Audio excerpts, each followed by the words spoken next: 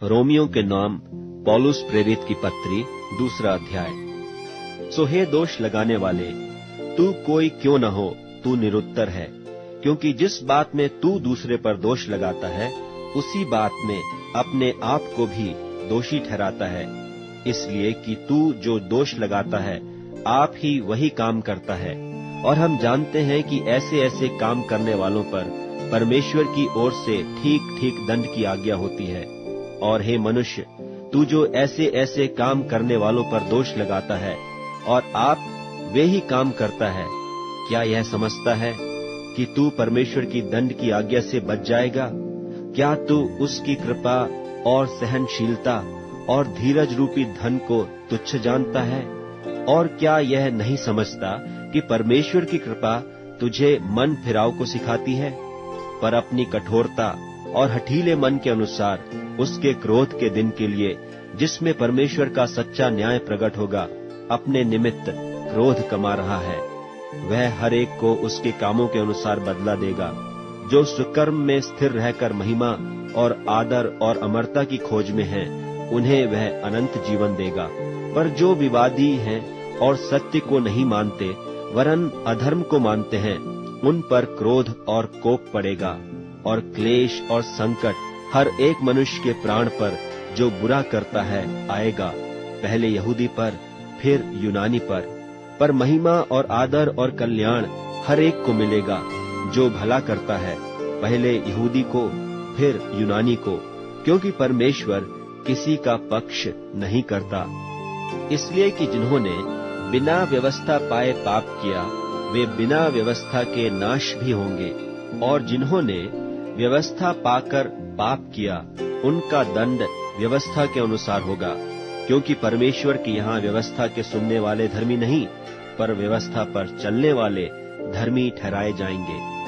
फिर जब अन्य जाति लोग जिनके पास व्यवस्था नहीं स्वभाव ही से व्यवस्था की बातों पर चलते हैं, तो व्यवस्था उनके पास न होने पर भी वे अपने लिए आप ही व्यवस्था हैं। वे व्यवस्था की बातें अपने अपने हृदयों में लिखी हुई दिखाते हैं, और उनके विवेक भी गवाही देते हैं, और उनकी चिंताएं परस्पर दोष लगाती या उन्हें निर्दोष ठहराती हैं। जिस दिन परमेश्वर मेरे सुसमाचार के अनुसार यीशु मसीह के द्वारा मनुष्यों की गुप्त बातों का न्याय करेगा। यदि तू यहूदी कहलाता है और व्यवस्था पर भरोसा रखता है और परमेश्वर के विषय में घमंड करता है और उसकी इच्छा जानता और व्यवस्था की शिक्षा पाकर उत्तम उत्तम बातों को प्रिय जानता है, और अपने पर भरोसा रखता है कि मैं अंधों का अगुआ और अंधकार में पड़े हुओं की ज्योति और बुद्धिहीनों का सिखाने वाला और बालकों का उपदेशक हूँ, और ज्ञान और सत्य का नमूना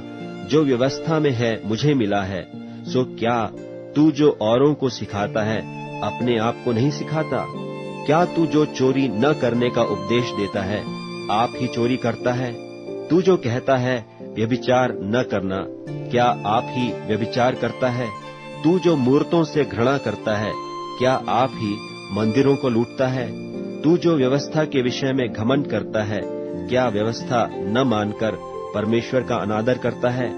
क्योंकि तुम्हारे कारण अन्य जातियों में परमेश्वर के नाम की निंदा की जाती है, जैसा लिखा भी है, यदि तू व्यवस्था पर चले तो खतने से लाभ तो है, परंतु यदि तू व्यवस्था को न माने तो तेरा खतना बिन खतना की दशा ठहरा।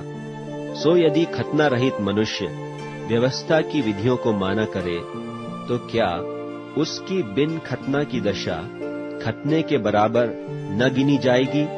और जो मनुष्य जाति के कारण बिन खतना रहा, यदि वह व्यवस्था को पूरा करे, तो क्या तुझे जो लेख पाने और खतना किए जाने पर भी व्यवस्था को माना नहीं करता है दोषी न ठहराएगा?